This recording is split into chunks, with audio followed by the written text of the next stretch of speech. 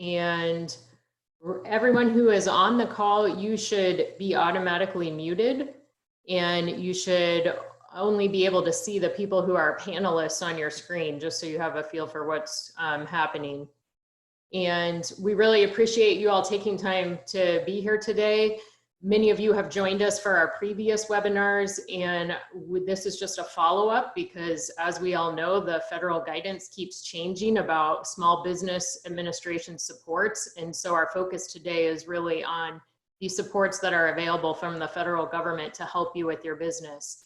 And I am Robin Lightcap. I am with Groundwork. I'm the chair of Groundwork Ohio on a volunteer basis. And then my work day to day is in the Dayton area. I lead our Preschool Promise Initiative in Dayton and work with Learn to Earn Dayton, our Cradle to Career effort here in Montgomery County. And I'm just really grateful for our partners in OACCP and OAUIC, Groundwork, et cetera, OKRA, who have all come together during this COVID-19 pandemic to assist providers.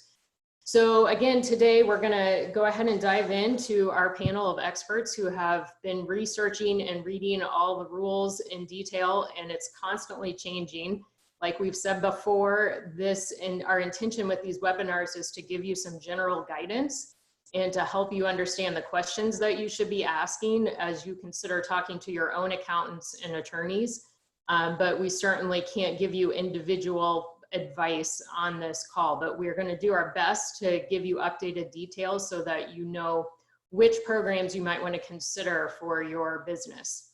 So to start us off, we have Jillian Bradshaw. She is an attorney with Porter Wright here in Dayton, and she specializes in the employment and labor side of things. And so Jillian is going to share with us a little bit more about the FFCRA, which is the Families First Coronavirus Response Act. And we're going to start with her talking with us about that and a little bit about unemployment. So I'd like to make sure that we can hear and see you, Jillian. Let's see how that works. There you are. Hi, Robin. Thanks. Yeah, so checking in regarding the FFCRA, thank you for sharing with everyone what that stands for so that I don't have to do it again. It's kind of a tongue twister. And I will apologize to everyone listening in. You may hear a 2-year-old very briefly here in a minute, but you know, if you can, ignore him if possible. So checking in the recent developments with the FFCRA, the Department of Labor has issued what they are calling a temporary rule regarding this particular federal law. And most of you will recall the FFCRA is the law that provides this expanded FMLA leave, the 10 weeks of paid leave, as well as the 2 weeks of paid sick leave for all employees who work for employers with less than 500 employees. This is public and private, both. I'd like to spend a little bit of time today actually talking about what was previously understood as sort of a blanket exemption for small employers.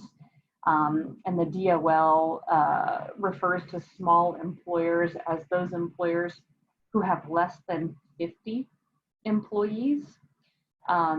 So for those of you with less than 50 employees, you are still obligated to post the required poster regarding the FFCRA. So the Department of Labor has designed like an actual poster, one that you would hang in a break room next to like your OSHA poster. This poster is related to the FFCRA and is required to be posted for all employers with less than 500. So the potential exemption, and I say potential because we're really not 100% sure that you're actually going to be exempt. Here's what small employers should do. So if you've got less than 50, here is what you need to be doing just as an organization to prepare for what may be more guidance in the future. So right now, an authorized officer of your company should document one or more of the following circumstances. So they should document that by providing the expanded paid FMLA leave or paid sick leave, that would result in the small businesses' expenses and financial obligations exceeding available business revenue and causing the small business to cease operating at a minimal capacity. So if that's the case, if compliance with these leave provisions would do that, this organization needs to take very detailed notes and document that would really compromise the viability of the organization. The authorized officer of the organization should document that the absence of one or more employees seeking this type of leave would entail a substantial risk to the financial health or operational capabilities of the business because of the specialized skills, knowledge of the business, or responsibilities. I think this is particularly of interest for child care providers because there is a specific skill set that we're talking about here, and it's not something that a child care provider can just go out and find someone else to replace them. So if you as an employer with less than 50 employees know that a large portion of your employees are going to qualify for leave under this act, you should be taking notes that compliance with the FFCRA would again pose some serious issues for you. And the third thing, if the first two either don't apply or maybe do, but you can do this one as well, an authorized officer of the company should document that there are not sufficient workers who are able, willing, and qualified, and who will be available at the time and place needed to perform the services provided by the employees that are requesting leave. And these things those are needed for the small business to operate at a minimal capacity. So take, again, really all of that to say, if you're an employer with less than 50 employees, take very detailed notes about why complying with these leave provisions would really sort of put your business in danger, potentially risk it not surviving. None of these documents should be sent to the Department of Labor. Don't do that. These documents are just for the employer to keep on hand if in the instance they become relevant. And as Robin mentioned, it's hard to say whether or not these things are going to become relevant because that sort of analysis would be a very specific one based on specific facts and circumstances. So, you know, for my purposes, as I'm giving sort of general guidance, it's good to take note of that. The question that many attorneys have raised in response to this temporary rule that the Department of Labor published, there's actually almost like a contradiction, one that's written in the actual federal law, and then the way the Department of Labor answered one of the Q&As is a little wonky. So I'm just going to walk through that, and I don't have an answer for you, but I want to put it on the radar just so that everyone is aware.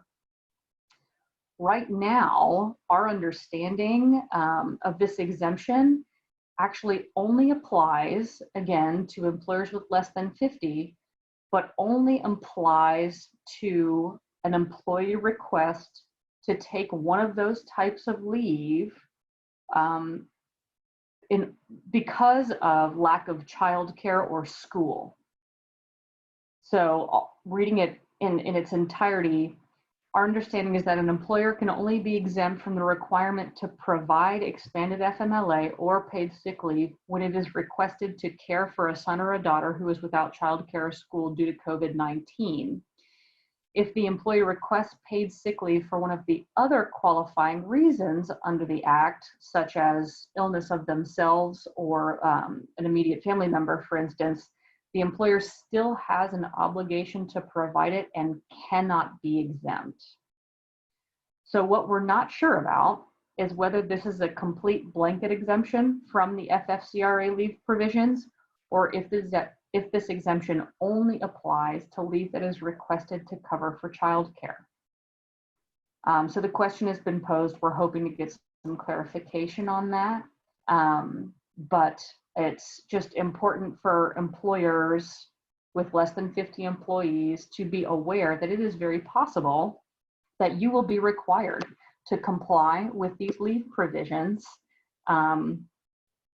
for all situations that employees encounter except for the lack of childcare. So that, yeah, all of that's super confusing, of course.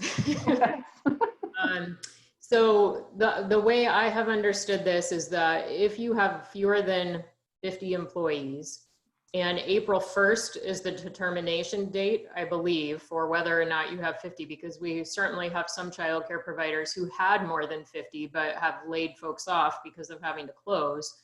And so they have fewer than 50, before April 1st. So that would allow them to potentially qualify under whatever exemptions apply for if they're under 50 employees as of April 1st. Is that correct? Yeah, the FFCRA came into effect on April 1st. So if you have less than 50 employees as of April 1st, nothing about the FFCRA's leave provisions are retroactive. Okay.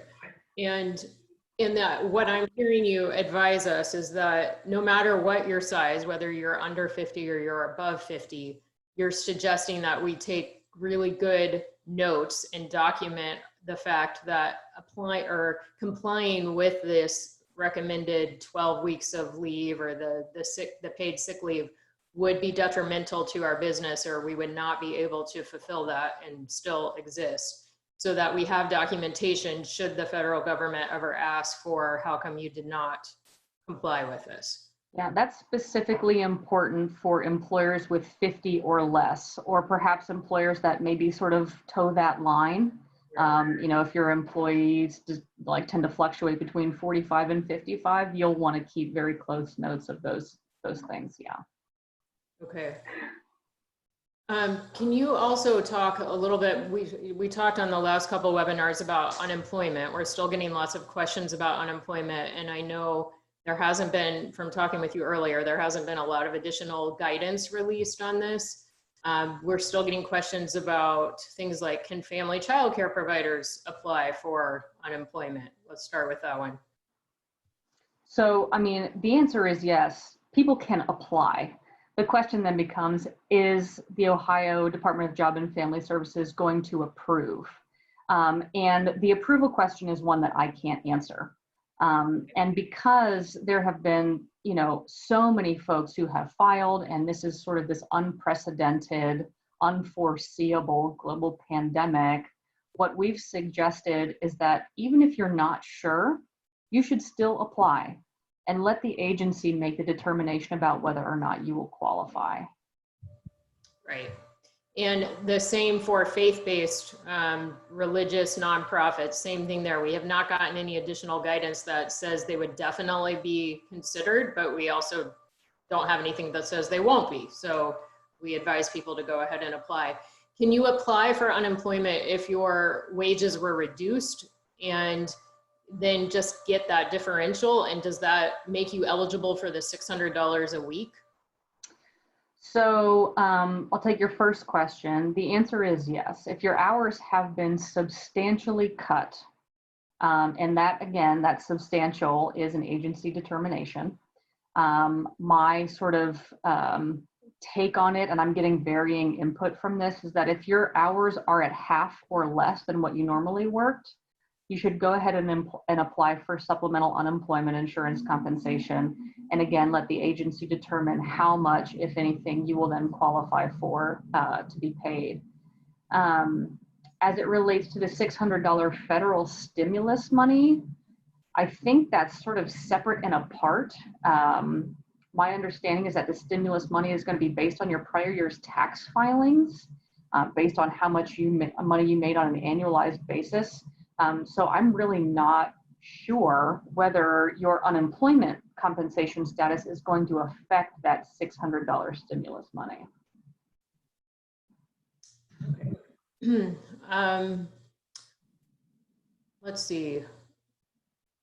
Can you also talk about if you are a sole proprietor? Does that, same thing on unemployment. It doesn't prevent you from applying. Right. I have read some guidance that sole proprietors under traditional unemployment circumstances likely wouldn't be considered, but that they likely will be considered during this global pandemic time. So we're simply advising folks, listen, if you're self-employed and this pandemic has affected your ability to earn an income, go apply, fill out the paperwork in its entirety as truthfully as possible, and let the agency make that determination. Right. Okay, great. Trying to think if there are anything else that you can think of that we talked about before. I know we've been getting questions from folks about when will my staff find out about unemployment? When can they expect to see the $600 a week extra stipend that's coming through the federal government? Unfortunately, we don't have answers to that. And I think it's individual. And as we all know, the state is doing the best they can to process through the unprecedented number of claims that our country is facing right now. So we really don't have guidance on that. Okay, I think that's it for the moment. I'll ask Julia to help me monitor the questions in the chat room, and if there's one we need to come back to, we'll come back to you, Jillian, and ask for your help again. So thank you for the update. Again, if you don't have an attorney already, we would suggest that you consider reaching out to your attorney so that you can get guidance about your number of employees and how the federal government will consider that, given all the, I think it's like 125 pages, the guidance that came out around this. All right, so let's go next. We're gonna move into some of the SBA loans that are available. And many people have been hearing about this PPP program. And this is the Paycheck Protection Program. And we have Dave Mellon on from PNC Bank, and he is going to give us a general overview of what the intent of this program is, and to try to help clarify the pros and cons a little bit about this and how it might apply to our childcare providers. So we're going to do a sound check and make sure we can hear you, Dave. Okay, Robin, can you hear me okay? There you are, yep. Awesome, thank you. So thank you, Robin, and I'm Dave Mellon, Regional President in the Dayton market. And let me just start by thanking all of you childcare providers that have dialed in today. The work that you're doing in this space and across our state is extremely important. PNC understands the importance of high quality early learning. In 2004, PNC launched our Grow Up Great program, which probably some of you on the phone are active participants in making this come to life. But that's a $500 million multi-year initiative to really help children learn from birth to age 5. The CARE Act is now in place, and I kind of question where do I start, but I think it might be helpful just from a high level. Just 7 business days ago, Congress passed a $2 trillion bill to help businesses and provide economic relief to Americans impacted by COVID-19. As part of the program, Congress authorized the SBA to provide up to $349 billion under a program called, as Robin mentioned, the Paycheck Protection Program, or PPP. This program is monumental in scope. Just a couple of data points, in all of last year, the SBA approved $17 billion in loans. Now they're being asked to approve up to $349 billion from last Friday into June 30th. So that just, I think, for the folks on the phone, just put it in context of how monumental of a task this is. And let me be clear that these are loans, not grants. They're loans, not grants, and should be viewed as such. The other important part is that the banks that are participating are not approving the loans. The SBA is. The banks are merely serving as a conduit to gather the information on behalf of the SBA as required, and will be part of the process for dispersing of the loans and monitoring repayment. As of yesterday, there were approximately 2,500 financial institutions across the country that have agreed to participate in the program. This is an opt-in type arrangement. Larger institutions like PNC have an online portal to to access the application, and some smaller institutions are using a more manual process. Regardless, if you are considering applying for a PPP loan, I would suggest you go to the bank that you have a relationship with. There are certain verification criteria that banks have been asked to affirm, so your current bank would be best suited to help you in this regard. The basic criteria of the loan are as follows, and trust me, that's 800 pages with 2 guidances that have come up since then, so it's a lot of moving parts. But in general, your eligibility is determined if you're a small or medium-sized business with fewer than 500 employees. That is subject to exceptions. Really doesn't really apply in this space in terms of child care providers. So 500 employees or less, including 501c3 nonprofit organizations, 501c19 veteran organizations, and tribal businesses.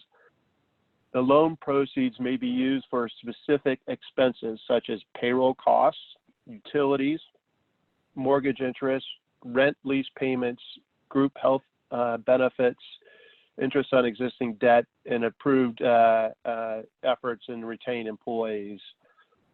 The way the loan is calculated, it's based on a maximum loan amount, which is equal to 2.5 times your average monthly payroll costs over the prior 12 months for most businesses, and that in the loan can't exceed $10 million. I don't think that's going to be an issue with the folks on this phone, as we know how woefully underpaid people are in this space.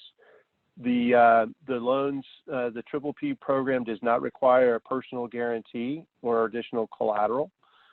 All or a portion of the loan and accrued interest may be forgiven. And I'll stress maybe. There's not a lot of guidance that's been issued out there in the forgiveness part of it, but there is some general highlights of how the forgiveness is calculated. And it's really the sum of the amounts paid in the 8 weeks following the loan origination date for payroll costs, mortgage interest, rent, and utilities. And the portion of that forgiveness can come from non-payroll amounts is limited to 25% of the forgiven amount. So basically what you're going to look at is what was your average payroll over the last 12 months. And people have been asking, well, what 12 months? There's some guidance on that, which basically said you could look at 2019, your average payroll costs over that period of time. You then also have to verify what your payroll costs were on at the date of February 15th.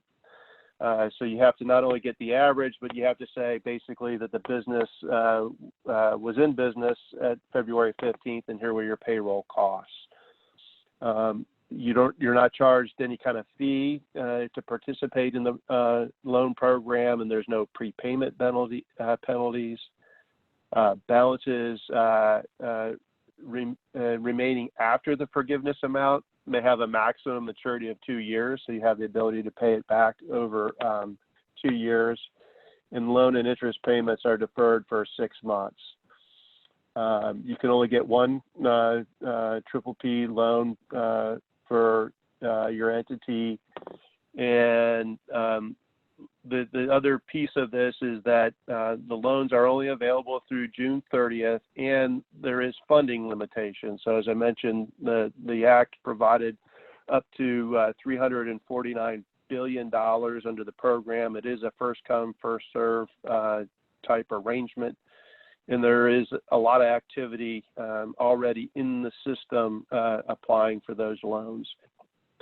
So that's kind of a high-level overview, Robin, for the folks on the phone. Happy to answer questions, or if we want to get into specifics, I think Michelle's on here as well that could provide some guidance.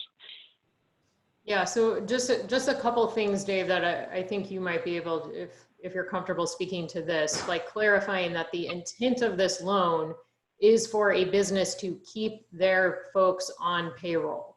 So this really isn't intended for somebody who is laying off their folks. I just want to clarify that the intent from the federal government is that this is really a support for people who are able to keep their folks on payroll. Is there anything you want to add on that? That's correct. Yeah, that's correct. So that's why that February 15th is kind of the operative date, is saying, okay, at that point in time, who did you have on payroll? We know as the state has come out with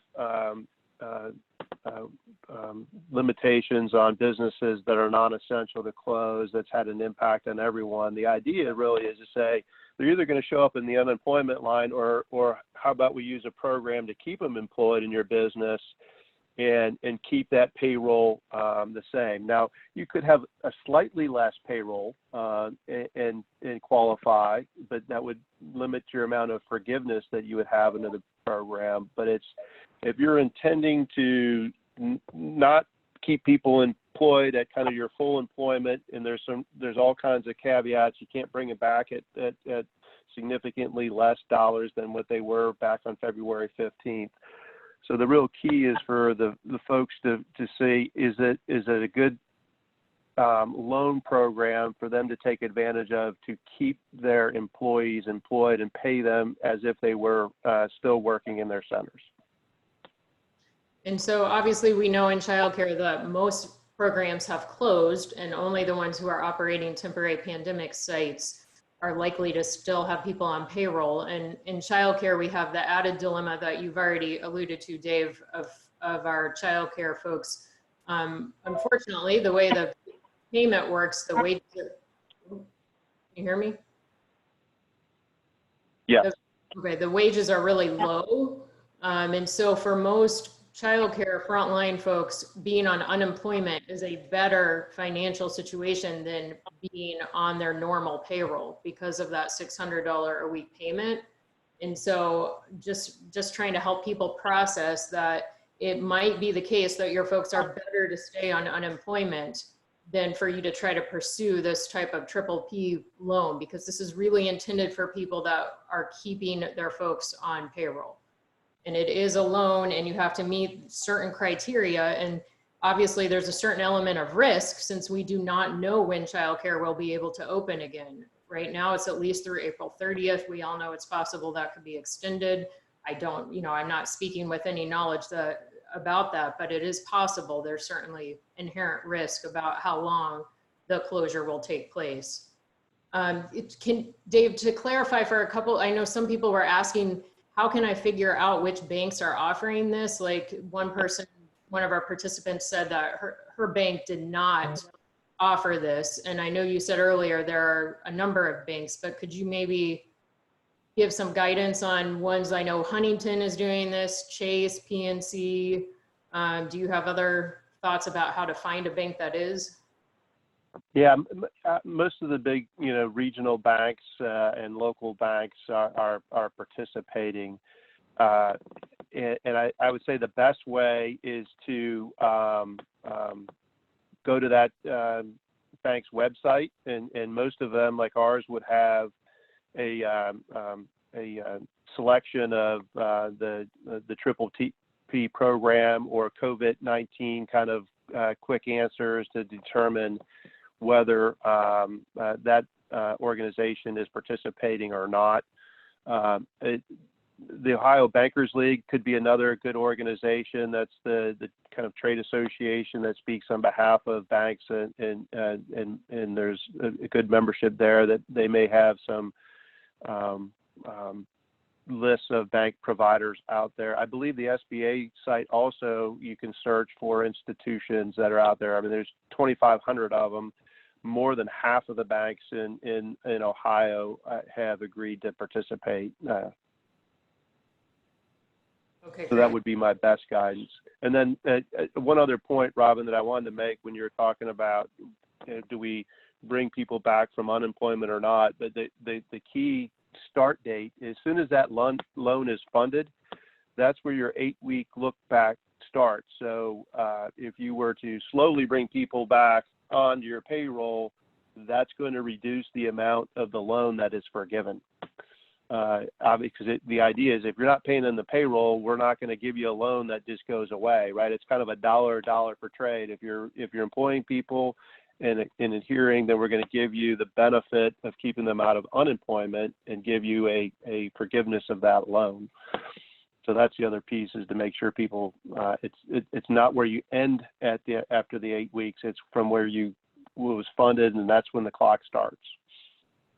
And it's, the way I'm understanding it, it's really intended for people who are keeping the majority of their staff on payroll. So even our temporary pandemic centers, who have obviously some people on payroll, many of them have reduced staff because of the lower demand and the change in the ratios and group size. So is there any general guidance you would give them as they process, like, is this good if I'm only keeping like a third of my staff or half of my staff? Yeah, I would say it gets really dicey there, and that's where, you know, an attorney or an accountant could help you determine, because there's, within the 800 pages of the guidance, now you're getting into the forgiveness piece, right? In terms of what is actually forgiven, and there are certain thresholds that you need to make to hit the forgiveness piece. So I would be very cautious of giving much advice around what that might look like. I would suggest that they contact some good, attorneys or accountants to give them better advice on that one. Yep. Okay, sounds good. And then just one general question about applying, since you are helping with a lot of these applications. How is your credit score play into this? I know you said you don't have to provide personal guarantee on this, but no, and again, the SBA is the one that's approving it, and there's, the good part about this program really is it's a stimulus package. They're trying to make sure that it was a verified that business, that they were actually in business. That's why going to your current bank is really important. They can validate, yes, you were in business. There's this kind of know your customer, or in the industry called KYC, that came about through the Patriot Act, of making sure there's a deeper level of understanding of what the company does and things like that. So that's really the key piece of it here. Okay, great. Dave, thank you. Thank you for PNC's ongoing commitment and your personal commitment to early childhood. I have the privilege of working with you in Dayton, and I know you genuinely care about all the folks on the line. So thank you for taking time to be here and to answer some general guidance on what. Sure, and I'll stay on the line too. So if there's something that surfaces from the chat room that maybe Great. I could help with, I'll be available. Okay, great. Thank you, Dave. Okay, so Michelle, I'm thinking if you could come on next. Michelle Davis is with Citywide, and she's been with us before. And I think Michelle, too, just picking up on what Dave was just explaining about this PPP, because I know you have been advising a child care program or two yourself in your role. For somebody who is running a temporary pandemic center, and they are wrestling with the reality that they are not able to pay their employees as much as their employees would make on unemployment, not working in that high risk environment. I know I have tried to figure out, is this PPP thing a possibility to help them? But, based on my limited knowledge, it seems to me it's somewhat risky, and the amount being forgivable feels pretty risky. But I wonder if you could speak to that, Michelle, and then if you could go into the other loan option, the EIDL, for our small businesses. Well, as you know, I have been advising my clients who are applying for this program, and my clients are all using this correctly. They have been employing their employees. They have been paying them almost full salaries through this, even if they have reduced hours. And they are planning to hire people back, even if it's just to do like continuing ed, which I know may not be the right term, but I know you guys have to continue to do continuing education and stuff like that to stay up to date in the child care industry. So they are going to use that money to assist with those capabilities of hiring those people back and giving them those kinds of opportunities. What I've been advising people to do is to only use it for the payroll that you have at the time. And unless you need to use it for the other expenses, which is fine, like Dave Mellon said, you can use them for that, but you want to make sure that you take advantage of the forgivable piece. And as Dave said, the language where that is concerned is still a little bit, there just needs to be clarification on it. And so what I've been telling everyone is use what you use, and any money that you don't use, you can pay the loan off if that becomes a quote unquote loan. And also keep in mind that loan is at 1%. That's probably the lowest interest rate you can get in the market anywhere at any given time. And so having that loan isn't going to be a bad thing. You just need to make sure that you are going to have cash flow to repay that loan once everything goes back into full operation. Does that answer your question, Robin? Yeah, which is of course just a big unknown about when we'll be in full operation and what the ramp up will be to get back to full enrollment, if you will. So that's the inherent risk that all of our businesses face, even outside of childcare. But yeah, so can you help us understand, because the Triple P program is one that is run through the banks as a conduit, like Dave shared.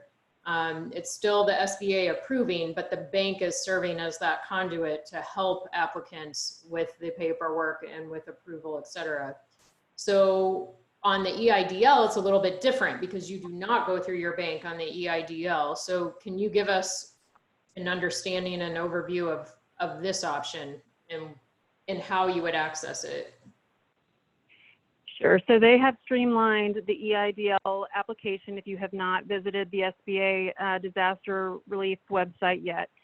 And you're going to go through about, I think it's 5 different layers of the application, and you should get a number at the end. And what happens, what information you're going to put in there is just any of the information about, you know, they're going to ask you specific questions. They're going to want to know what your gross revenue is and all of that.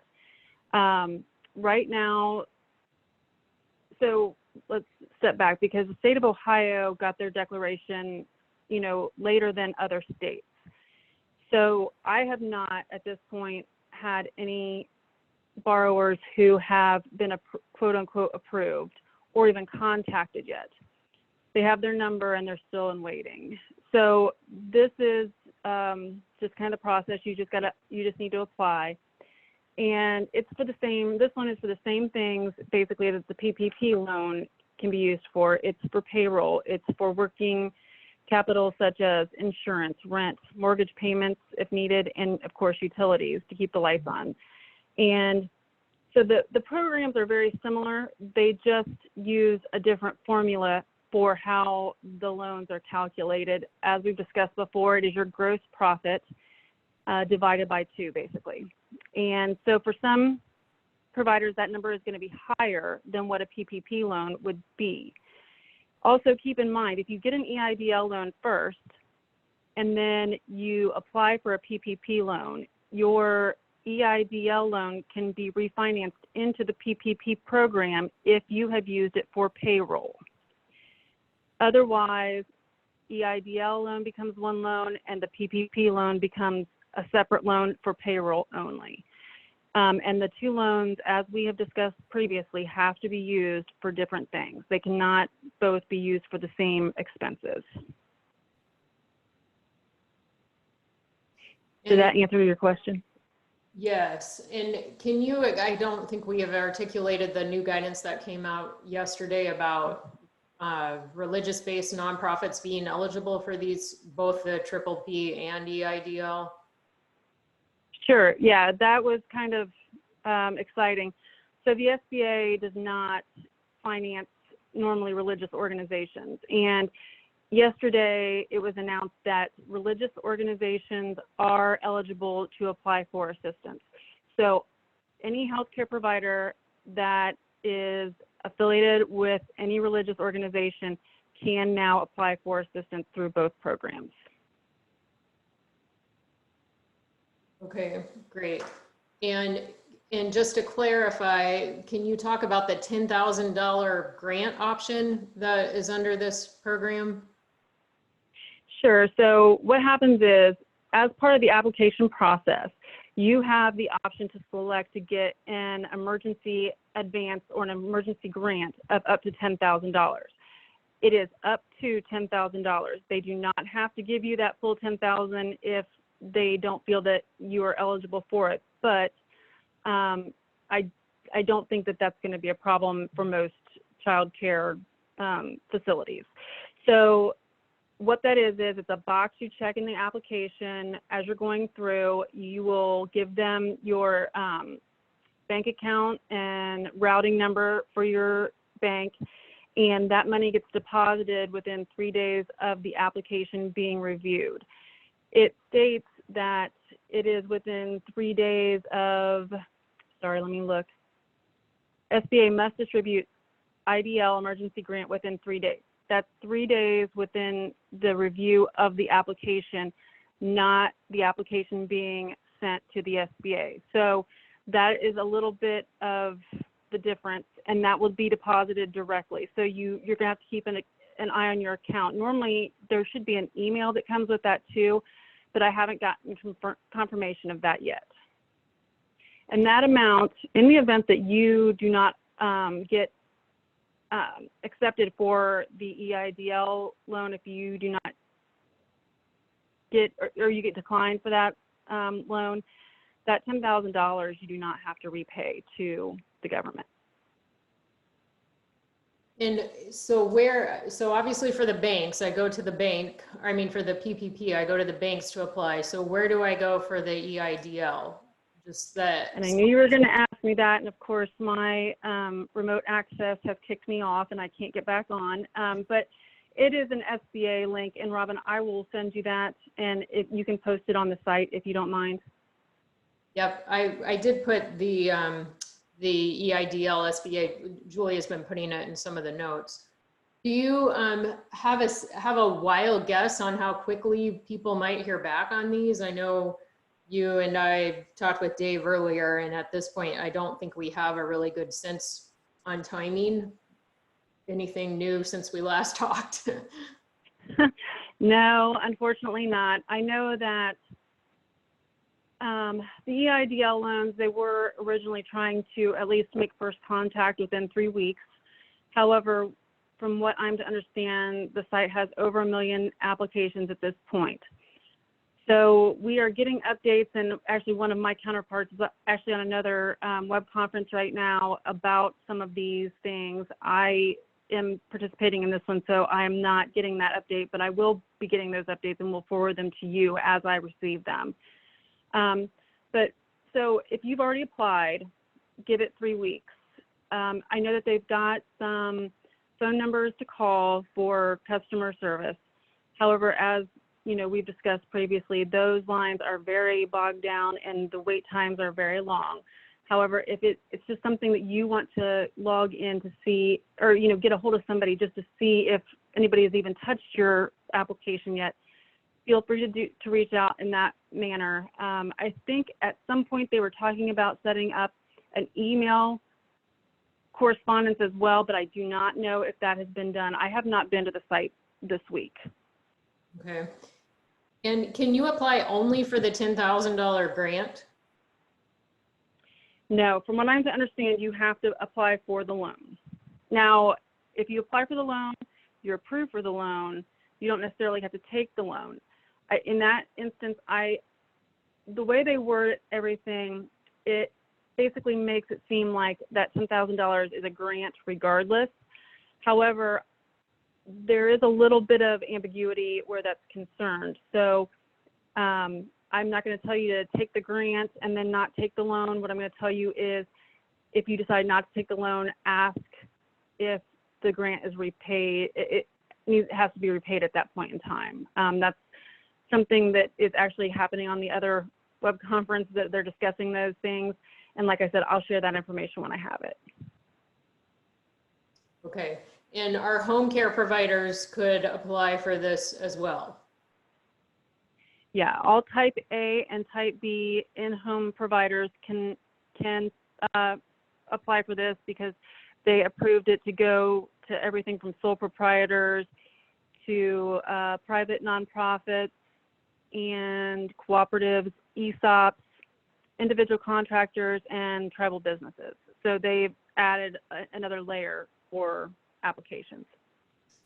And I think that the loan repayment terms on EIDL, if you could just clarify that and compare that to the Triple P program for us again. Sure. So the EIDL loan, the interest rate is fixed at 3.75, and that rate is where they start at. From what I understand, that's the only rate that they're going to apply to this loan. And that rate is fixed for up to 30 years. And you can't extend it out to 30 years just to only have a $500 payment. It's going to be based off of loan amount. Anything under $200,000, basically you waive personal guarantees, you're waiving being in business for 1 year, and some other flexibilities where eligibility is concerned. Anything over 200,000 is going to need collateral. It's going to, and the SBA will take a subordinate collateral position, but collateral will most likely be required. Whereas anything under 200,000, they will probably take collateral if it's there, but collateral is not the #1 priority for this loan. I thought there was And a go ahead. 10-year repayment. That's not, you said That was what originally came out for the PPP loan, and so that's what I was going to say. Originally, that the PPP loan was supposed to go out to 10 years. However, at that 1% rate, it is only for 2 years. And I don't know if Mr. Mellon or any of his group has gotten clarity on that, if you need to take it out longer, if the rate would change. I don't know if they have clarity on that because, we're not into the approval process yet. Yeah, I haven't heard any guidance on that either, Robin, in terms of beyond the 2 years. So right now, what we know is you need to pay it back in 2 years, and it's 1%. Yeah, and, Right. and it's just the amount that isn't forgiven. Right, just the amount that's not forgiven. And you have to be really careful in reading the details about what part could be forgiven. And the majority of it needs to be on payroll. I think at least 75% on payroll for it to be forgiven. And just that part is forgiven, right? Okay, so let's see. I think maybe Michelle, this is a question for you about if you're a family childcare provider, obviously you don't have employees if you're a type B provider except yourself. And if you're type A, you only have 1 employee. So do you have any general guidance about considering this Triple P program versus EIDL for a family childcare provider? Honestly, I don't. Because it is based on payroll, your payroll as an in-home provider is very minimal. And so I don't know how they would come up with that number. The loan is probably going to be a little bit more easily done through the EIDL with that, but I can't guarantee that. And Mr. Mellon may have some clarity on that. I'm just not sure. I lean toward the EIDL early, but I know that it's a loan and there is no forgivable side to that. So a lot of people want to do the PPP program, but we really don't know exactly what the forgiveness is going to what that's going to encompass, just due to the clarification that is, needed on the verbiage about that. Yeah, Robin, this is David. There was additional guidance that did say sole proprietors are eligible. And that's all I can really speak to. How that's calculated gets to be very unclear. So again, that's where I would go back to an attorney or your accountant to help determine if you're eligible, and if so, at what level from a payroll perspective. Can you And talk? I agree with Dave. Yeah. Can you talk about the repayment if you decide to take out this loan? Let's say best case scenario, you take it out and you're able to pay it all back right away. Is there any prepayment penalty that you all are aware of on either of these programs? No prepayment penalties whatsoever. Okay. No, neither of them have prepayment penalty. Okay, great. And Robin, I did see someone was asking if 50C3s could apply for the EIDL loan, and yes, they can. Yep. 501c3 are eligible, faith-based nonprofits are eligible too. So, okay. Let's see, what all is, I think there's a lot of question about, on the salary side of all these things, what gets calculated. And again, I think we've got to direct you to your accountant or to your bank if you want to consider the PPP, but really your accountant and your attorney are critical in helping you calculate this so you understand the unemployment and the FMLA requirements that Jillian talked about on the front end, so that then you can choose which of these loan programs would be best. Yeah. Robin, to that point, there was some pretty good guidance that came out just last night, even though the program had already been rolling out, in terms of what is included in payroll, what actual payroll you should be using. There's also, you can add into that healthcare costs that you pay, and retirement benefits. There's a couple of things that kind of come into it, not just gross salary. And again, the limitation on the salary is set at $100,000, but there is some additional beyond just what gross pay. But I would suggest people go to the SBA site around that guidance, because they are pushing that guidance out there that provides some clarity. But the accountant would be probably your best, or a payroll provider if you use a payroll provider. Okay, great. I'm trying to see if there's anything major that I think we can answer from our chat room. The other side, when you're looking at that, my only suggestion, I know this is a lot to probably absorb, but if you go to www.pnc.com, you'll see a banner right across our web page that coronavirus, COVID-19. You can click on that, and there's some frequent asked questions. There's some guidance in terms of the program. There's kind of a checklist of information should you choose to apply, what you may need to apply. So there's some pretty good documents there to take a look. And then there's the SBA website is also a good website to get that information. So Dave, I know you can only speak for PNC, but if somebody is wanting help with this PPP program, I believe you can schedule an appointment on your website if I looked at it correctly. Is that right? Correct. So if you need help on the But again, I would encourage you go to first go to your bank. That if it's not PNC, go to that bank first, and if they're not a participant, then certainly I'd come back and do that request. So that's where you should go for the PPP. If you have questions about the EIDL that's run through the SBA, Michelle, where would you suggest people go for that? Just to their accountant, or?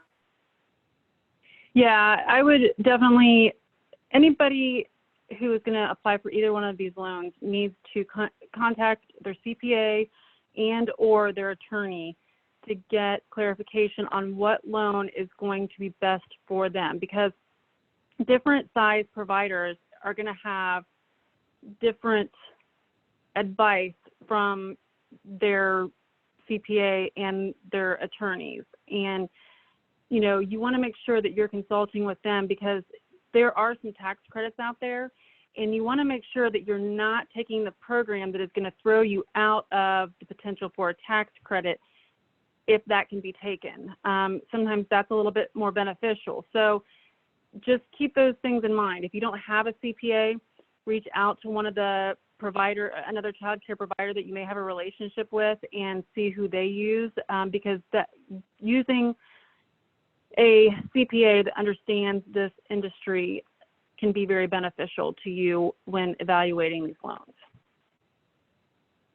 Great. And one last question about this $10,000 piece under EIDL. Can you clarify what it can be used for exactly?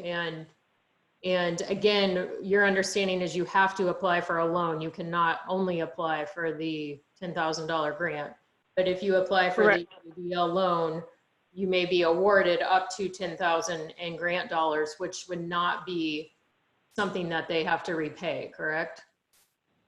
That's what I'm to understand. However, it still has to be used for the same things, for payroll, for the utilities, for insurance, all of the things that either one of these loans are tied to that, and that grant is too.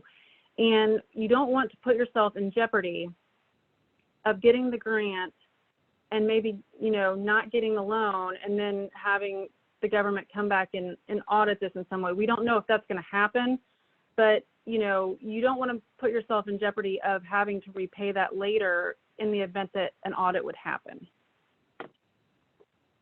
Okay, great. So I know we're at 4 o'clock. I really appreciate Jillian, Michelle, Dave, all of you being on. And Julie has put up some additional next steps. We will be sharing information and links like we alluded to during this call with you. And there is a survey for childcare providers because we continue to try to understand the landscape across the state so we can advocate for you and we can figure out what resources we need to help get you access to. We also Ohio AUIC is hosting these Wednesday and Thursday Courageous Conversation webinars. And then we have a Preventing Child Abuse during the coronavirus pandemic webinar that Groundwork is hosting tomorrow at 1 o'clock. Obviously, preventing child abuse in this difficult time is really critical. And with so many children at home, we all have to continue to be eyes and support for our children. So just want to make sure you're aware of that for tomorrow as well. And you can register for that on the Groundwork website. And just to summarize, again, thank you to our experts. It's really hard because we all would love to give individual advice for every program. And of course, we can't do that. And we really want to help you make the best decisions possible. So if you don't already have a relationship with an accountant and with an attorney, please reach out and look for someone who can advise you. And if you need support, we can try to help facilitate to getting you connected to someone in your community. Certainly those of you in Dayton, we can help with connections here locally, and then around the state, we'll do our best to help connect you with people who can really give you that one-on-one advice. So thank you everybody for hanging in there. And if we feel that there is new information, we'll consider hosting another webinar. But otherwise, feel free to continue to reach out to us and let us know what questions and help you need. Thanks everybody. Have a great rest of your afternoon.